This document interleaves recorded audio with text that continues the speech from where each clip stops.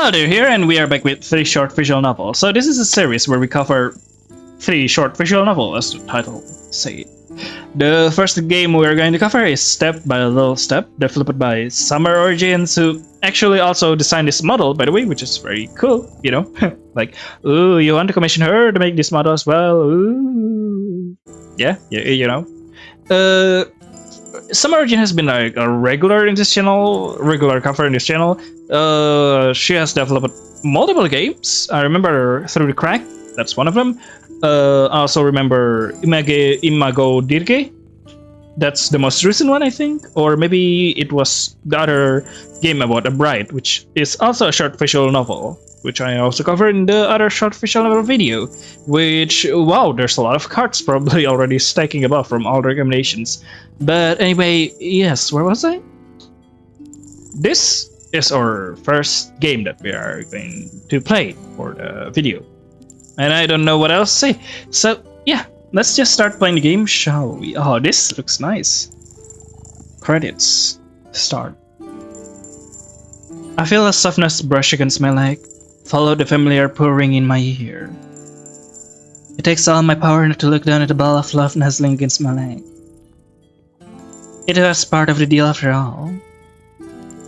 I could bring my beloved cat back to the realm of the living.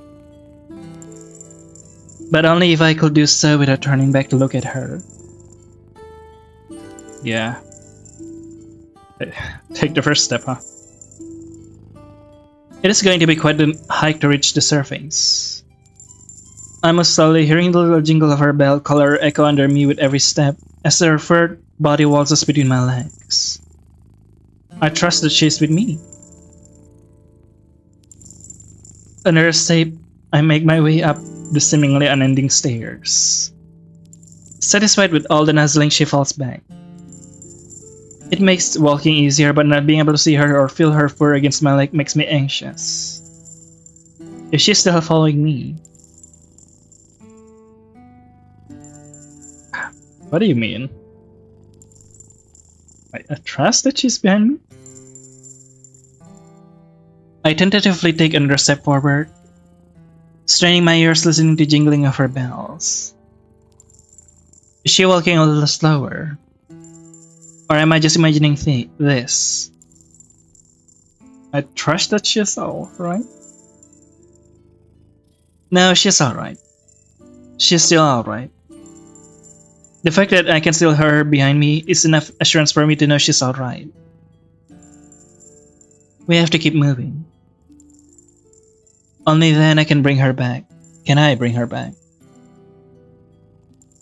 Only then we can have a little more time. Little more time, huh? Only then I can save her. Right? I trust that she'll hang on. I keep climbing, each step heavier than the last. I can barely hear the jingling that her collar makes. Soon I will no longer hear her behind me. Is this the right thing to do? I trust that she's still here. For her to follow me this far. Did she know what it meant? Did I? Does she even want this? Yeah. Trust that she still wants to be here. Back. I can't just give up now. I resist the urge to look back. I need to trust that she is behind me. I need to trust that we'll make it out of here. That we'll have more time together. That we just need to make it out of here and everything will be alright. I trust that we'll make it out of here. I cannot hear the cat anymore. When was the last time she purred? You know, she used to purr up a storm. She loved snuggles very much. She cried to be led in my room at night, where she climbed onto my bed. She purred through the whole night. I trust that she still wants to be with me. She's always been a playful yet gentle cat. She played with her claw tucky and always careful not to bite me too hard. She still mews like a kitten. I guess I thought she stayed that way forever.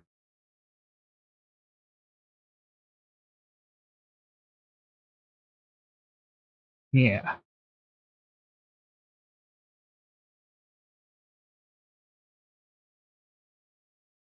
I trust that she wants to leave?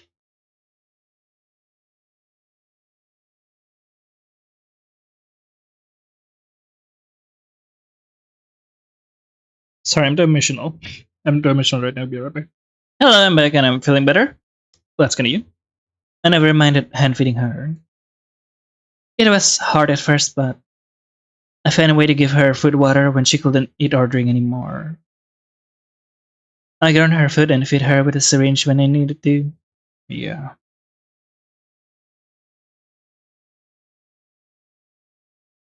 She probably doesn't enjoy eating anymore at that state, but I trust that she trusts me. Hey, buddy.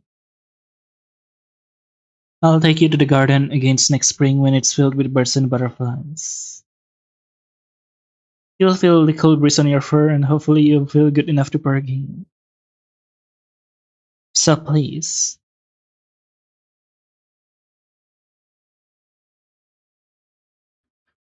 I'll trust you come with me.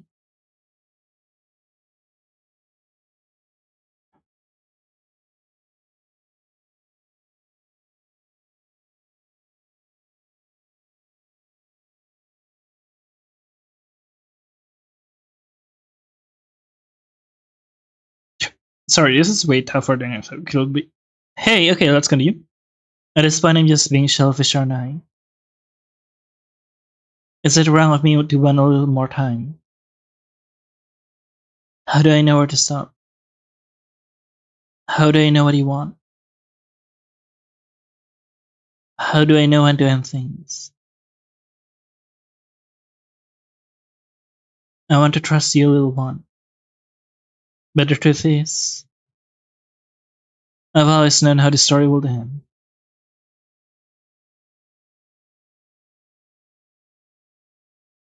I trust you. I loved you, so I will always choose to see you. Yeah, I trust you. And if I see you are as you are now, I know I'll miss you.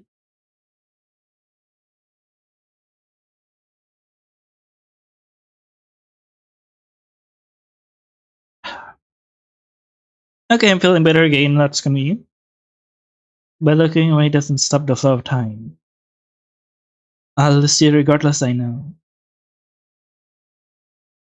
I trust. You're tired. I know. I plead. But I beg you. I beg. Just a bit longer. And beg. Just a little more time. And beg. Just a bit longer. And beg. A little more time.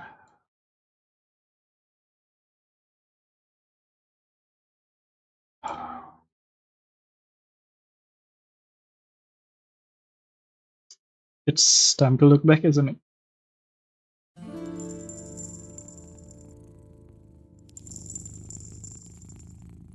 I look back defeated. Hello? You were always there behind me.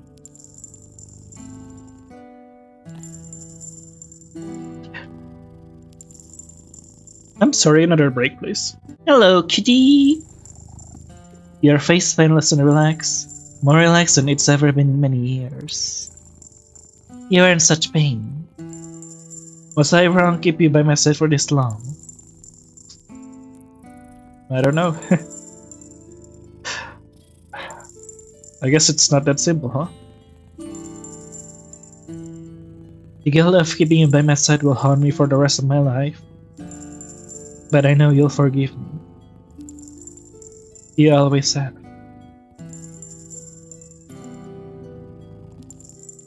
I hear the echoes of a purr as I watch you as you disappear. I never really had a choice, did I? I had to look back. I had to. I look back because I love you. I love you, so I had to learn to let you go. Thanks for trusting me, little one. I loved you. Very, very much. Hey, let me check the settings. Ooh, nice. Nice. The GUI looks nice. Wow, whoa, there's an accessibility menu. Let's check the credit. What's this? Ah, okay, thank you. Credit, steps. Music by Summerorigins with the help. Oh, yeah, cool! You got a cat! OMG, yeah, cool! And with the help of Action Editor by Kyoto-kun, Patrick. Oh, cool. Okay. Cool. So, yeah, choosing this game as the first game is kind of a mistake from my part because I should have known. Yeah, Animal has always been a soft spot on mine, and the concept of letting letting people, someone, something, a living being, I guess, go is just always been a hard thing for me. This visual novel is really impactful. I will immediately say that I didn't expect that at all. I didn't expect it will hit me like a truck like this. Did I already say that it was kind of a mistake for me to choose it as the first cover because I'm devastated as fuck right now? Yeah, it's good. The art is good. It just evokes such emotion, you know. Good job, Summerorigin. So yeah, moving on to the next game, shall we? Okay, so it's our next game on the list. I'm not really sure what genre is this. Our Lighthouse. Ah, interesting. Let's start, shall we? Rather simple look. In my dreams, I often find myself back here. Confined to this catwalk, only a sleek metal railing separating me from the waves churning all around me. I grab the railing and look over. My legs grow weak, and I'm nearly lost in the sea foam deep below, the only thing covering up a deep, endless void. I could get lost if I just let go. A spray of mist catches me in the face, and I'm jolted back to my sense. I step back. There's nothing to see out there but turmoil and chaos. There never is. Each time the hazy fog in the distance only seems to get thicker, denser. Sometimes I think I can see faint shadows moving about in the fog, but then they are followed by cracks of thunder, and I can no longer bear to see. Some nights I can see far off into the ocean beyond, while on others still the fog is so close it could smother me. This is interesting. Some nights I can retreat into the lantern room to hide from the elements. This is like, oh shit, I skipped forward. Clearly a different way of storytelling right now. Sometimes I can retreat into the lantern room to hide from the elements, but the room itself is cold and empty and lonelier still, offering no reprieve from the storm. I can only patrol. Round and round, one hand lightly brushing the railing as I walk. Each step on the rickety catwalk startled the whole structure uncomfortably. Each step threatened to send me plummeting to an icy hand. But there's nowhere else for me to go. I'm forced to keep this lighthouse close. No matter what, it's all I know in this dreamscape. It's all I have. The light in this has long gone out. Come to think of it, I can remember when it last shone out towards the sea. When it last cut through the fog and the storms. A beacon of safety, a guiding path ahead. Am I recording? I am recording. Okay. Sometimes I forgot to do that. It just went out, lost the fuck of my memories. I don't even know if it works anymore. I don't know how to work it. It's not worth the effort to try. Uh-huh. I don't even remember the detail of this place clearly anymore. Was this painted once upon a time? Or was it pure stone white? I vaguely remember a museum of some sort, glazed cases with old tethered equipment. But it's all muddled now. I can't see back that far anymore. I know it was once there, I can only feel the longing in space it used to be. I can only walk. Why is it called Our Lighthouse? Curious. Round and round the catwalk, the scenery never changed, the cloud never break. Ship used to sail day by day, I think. Cruise liner, fishing boat, shipping barge, all kinds. I could stand here and watch them, put myself in their shoes. Imagine where they might be coming from when they are going. The lives they are living, their dreams, their desires.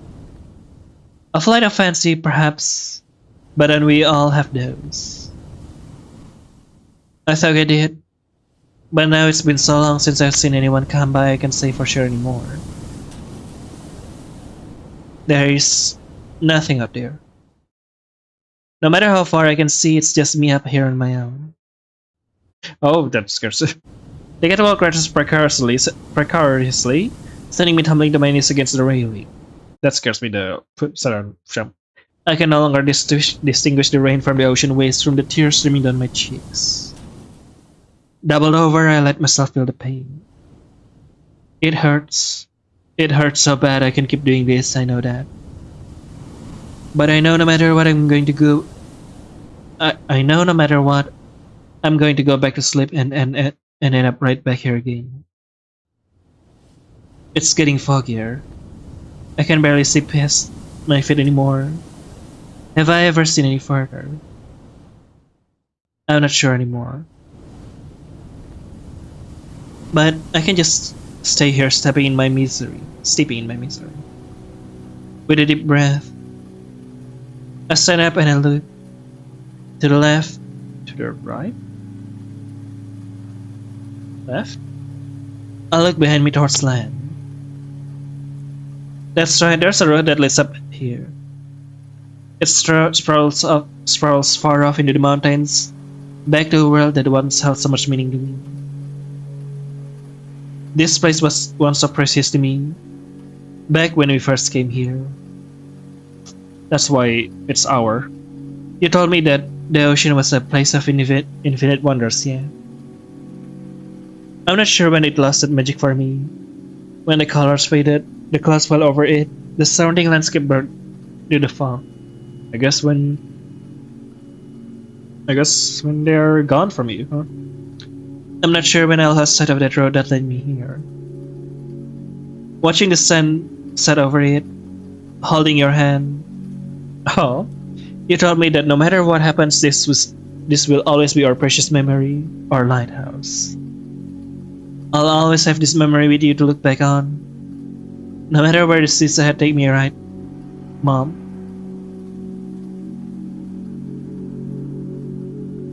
That's sweet. Script editing Shining Red. QA testing Narelle Freya Fukunaga. Motivation Ane Elduator Narelle Taimidas Shining Red Freya Fukunaga. That's nice seeing yourself as motivation. Thank you for playing. Wait, is it developed by... No, oh, it's a different person. Look at us. I mean, I think it was like inspired by myself. A game by Dondonpatapon. God damn it, Patapon. That's nice. It's short and what do you call it? How do you describe it? Meaningful, yes. Yeah, as usual, I love the OA2A gem simply because of how they use such a short ability to be able to make games and stuff like that, and just show us such how you can do this kind of thing, you know. Like, it's amazing. Now, yeah, let's go to our next game, shall we? Never mind. Hey, whoopsie, I forgot that there's another options. Typical me, am I right? To the right? I'll head towards the horizon, really looking this time, squinting, trying to make out anything visible in the distance. There's nothing but a few brief flashes of lightning. I'll look again. There were stars out there, brilliant, glittering constellation. I know of it. I forced the image into my mind. You told me as much, right? After her funeral, I remember asking if Mom was watching over us. Ah. It was a cloudy day, but you still held my hand. Pointed up at the sky and smiled despite your pain. You told me that she was always watching, even if I couldn't see her. Then, that even when there was the way forward was cloudy, it was still there.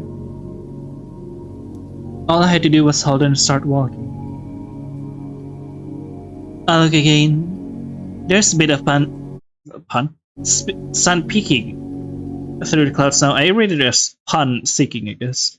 Through the clouds now, it's gone just as quickly, but it was there, I'm sure of it. It was always there, but I couldn't see it. I clung on too tightly and refused to look up. I just need to take that step and find my way. It's scary. Unbelievably scary. But I always have Our Lighthouse to come back to when I need to rest my head, right then? Oh.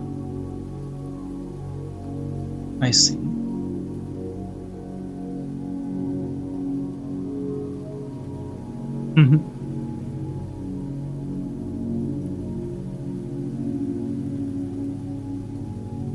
That's cool. So, yeah.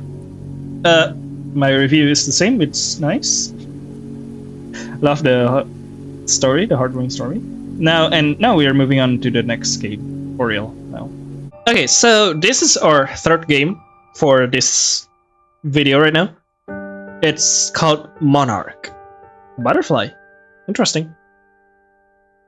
I don't really know what it's all about, so let's start playing the game, shall we? No. Emmy catapults out of her nightmare with a scream lodged into her throat. She clutches the front of her shirt, her heart bashing against her ribcage, like a trapped bird trying to escape confinement. The room coming into focus as she blinks away tears. She is left shaking as she glances at the familiar belongings strewn about in the room. The only source of light comes from a computer in the room. She presses a hand against her forehead. What a horrible nightmare. But that's all it was. Just a nightmare. Even so, she can shake the feeling that it felt so real. Emmy gives a quiet sniffle as she looks at the sleeping figure next to her, his eyes fluttering in his sleep, and relief floods into her at the sight of him. Hello. She gently reaches out and lets her hand drift through the soft strands of his hair. He's here. He's okay. She's glad she woke up. Oh, you scared me. The man beside her states when she withdraws her hand with that last stroke. A frown settling onto his feature as both eyes pop open, and she can't help but let out a quiet laugh as she brings her hand back and places it on his head.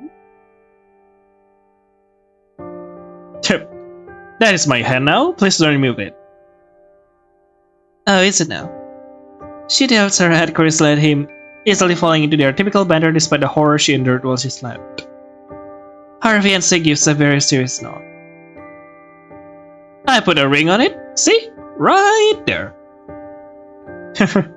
He taps a finger against the engagement ring, which consists of a pretty silver band designed to look like intertwining vines that holds a butterfly. At the center, the butterfly wings adorned with blue sapphire gems. It is how I found you. They explained after his attempt to bring out the ring during his proposal with her settled into his lap.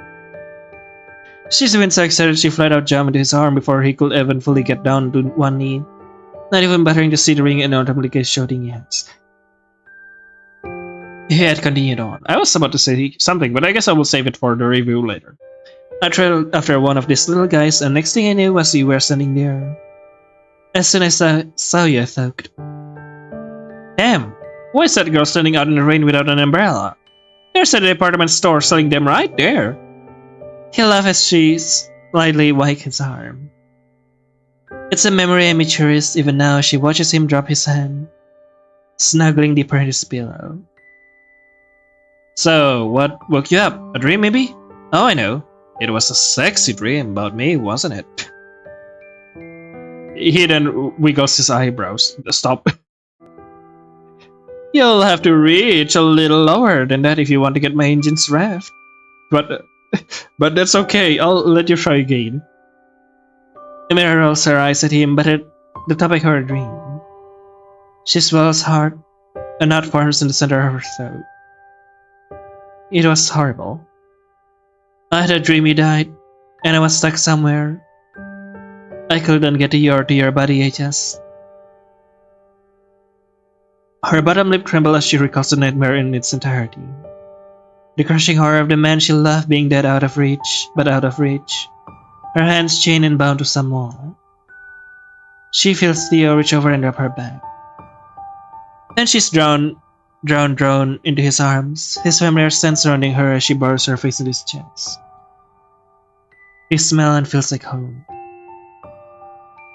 I know, I cry too. My life insurance payout will be really fucking tiny. Your finance will never recover from this house loan alone.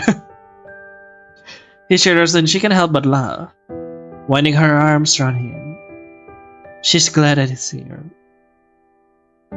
I love you, Theo. I love you too, my anxious little sugar plum. Oh wow, okay. He kisses the top of her head and she feels his breathing slowly fall into rhythm. Amy too feels her eyes slowly starts to close. And when they open again, she finds a faint light hitting her from a distant window. What? When she looks over, she finds Theo lying there. Good morning, Theo. She whispers, her voice soft and quiet. A little raw from years due to lack of use. I had a dream about you. A nice one. Would you like to hear it? The man lying to her doesn't respond, next to her doesn't respond. His body is just out of reach. The soul remaining inside of it is long gone. What the hell happened here? What the fuck? Dude!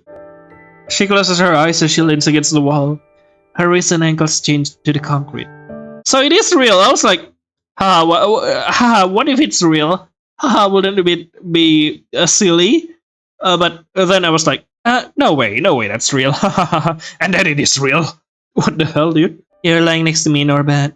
I woke up because I had a nightmare and you were there to comfort me like you used to. What the hell happened here? I get to hold you again and hear her voice. I miss your voice. The corpse of Viancy doesn't say a word, but he listens. Her only companion in this cold basement. Overhead she can hear the floorboard creak. The person upstairs who killed her fiancé and who locked her down right here next to his lifeless body. Likely making breakfast and getting ready for the day. What the fuck? It's about half an hour before she hears the creak of the basement door. Amy looks up and into the face of her captor. And at the engagement ring Thea gave her. Resting right on her captor's wedding ring finger. Cutting at work by an unknown hermit. What do you to be continued? What do you mean? Huh?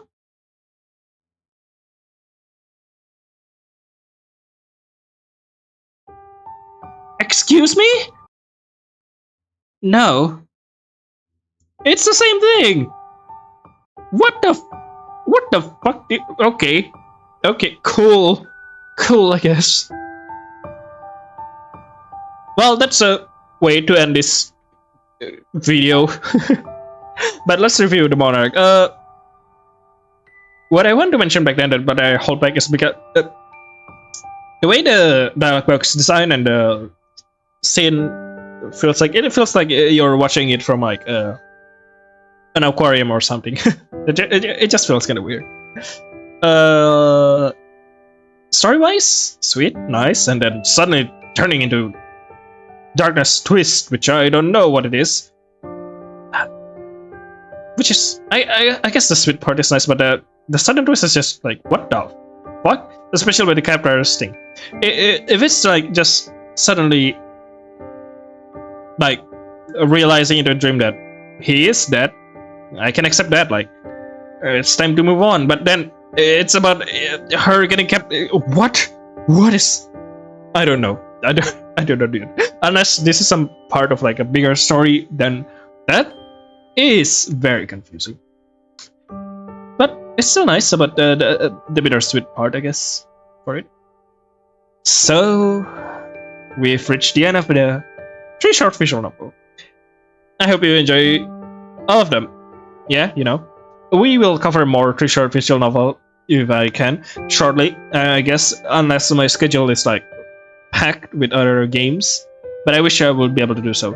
Anyway, yes, that's all for now. I hope you enjoy it. See you later then in my next video or in the next episode of 3 short visual novel. Bye bye.